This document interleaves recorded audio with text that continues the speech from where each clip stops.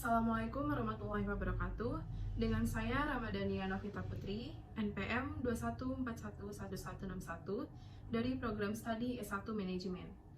Saya akan mempresentasikan hasil resume saya Filosofi Pendidikan tentang pengertian landasan filosofis pendidikan. Landasan filosofis pendidikan adalah asumsi-asumsi yang bersumber dari filsafat yang menjadi titik tolak dalam rangka praktik pendidikan dan atau studi pendidikan. Menurut Hidayat dan Abdillah, tahun 2019, halaman 39, spesifiknya, berbagai asumsi-asumsi tersebut berasal dari filsafat pendidikan yang menyangkut keyakinan terhadap hakikat manusia, keyakinan tentang sumber nilai, hakikat pengetahuan, dan tentang kehidupan yang lebih baik dijalankan.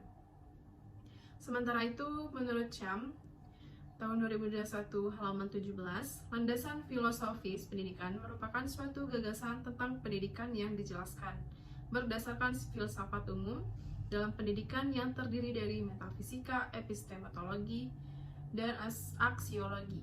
Nah, berikut adalah penjelasan dari masing-masing cabang filsafat tersebut. Yang pertama, saya akan membahas metafisika, tepatnya ontologi, yakni bagian dari metafisika yang bersifat spekulatif, membahas hakikat yang ada secara universal. Metafisika adalah cabang filsafat yang mempelajari hakikat fundamental dari keberadaan dan realitas. Saya akan menyebutkan beberapa karakteristik utama metafisika, yaitu metafisika mempelajari hal-hal yang mengatasi atau di luar pengalaman indrawi, seperti eksistensi, keberadaan, ruang, waktu, kausalitas, dan lain-lain. Nah, kemudian metafisika berusaha mencari pemahaman yang lebih dalam tentang realitas yang mendasar, melampaui fenomena fisik yang dapat diamati.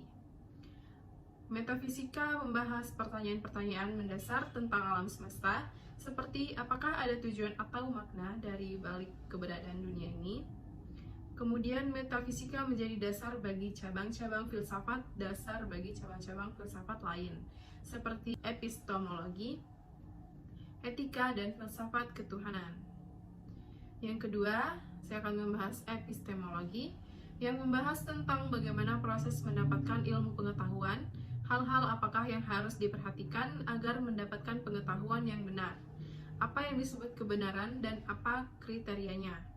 Menurut AMKA, tahun 2019, halaman 37. Inti dari epistemologi adalah membahas pertanyaan-pertanyaan seperti apa itu pengetahuan, bagaimana kita memperoleh pengetahuan, apa sumber-sumber pengetahuan yang sah, bagaimana kita dapat memastikan kebenaran dari pengetahuan yang kita miliki. Epistemologi menjadi penting untuk dipelajari karena berkaitan dengan pertimbangan strategis ilmu pengetahuan, hubungannya dengan ontologi dan aksiologi, serta membantu manusia memahami berbagai bentuk pengetahuan dan keterbatasannya. Kemudian aksiologi.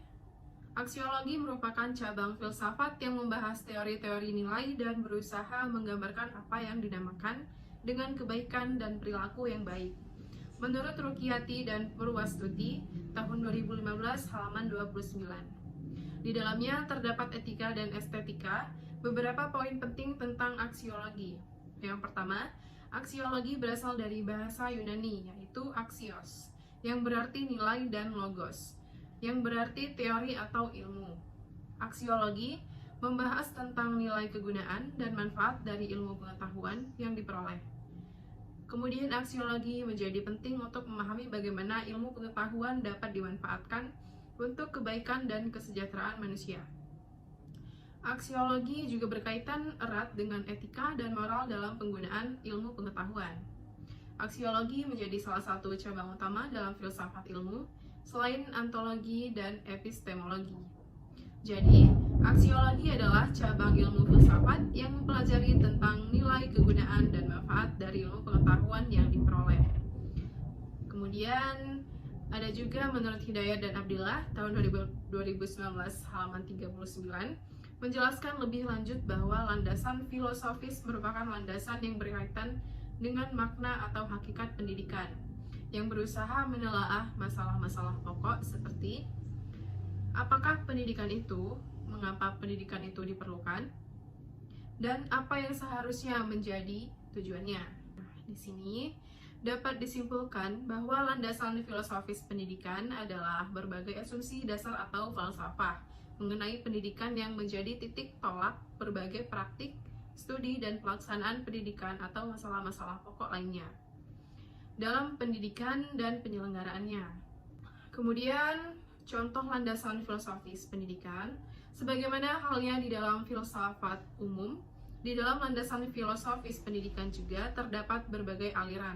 Beberapa aliran filsafat pendidikan yang dapat menjadi landasan filosofis pendidikan meliputi beberapa aliran berikut, saya akan menjelaskannya. Yang pertama, perennialisme merupakan aliran filsafat pendidikan yang melihat ke belakang, percaya bahwa kebijaksanaan abadi dari spiritualisme, tradisi, dan agama berbagi satu-satu kebenaran metafisik yang universal di mana semua pengetahuan, ajaran, dan nilai yang baik telah tumbuh. Yang kedua, progresivisme. Bagi kaum progresif, tidak ada realitas yang absolut. Kenyataan adalah pengalaman transaksional yang selalu berubah atau progresif. Dunia selalu berubah dan dinamis, sehingga dapat disimpulkan bahwa hukum-hukum ilmiah hanya bersifat probabilitas dan tidak absolut.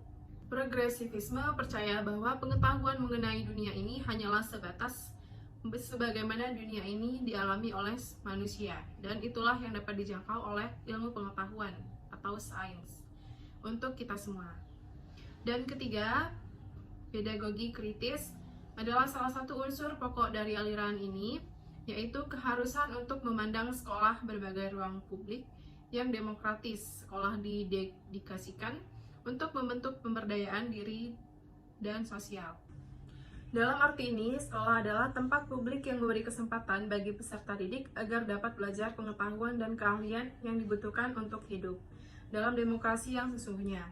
Sekolah bukan sekedar perluasan tempat kerja atau sebagai lembaga garis depan dalam persaingan pasar internasional dan kompetisi asing.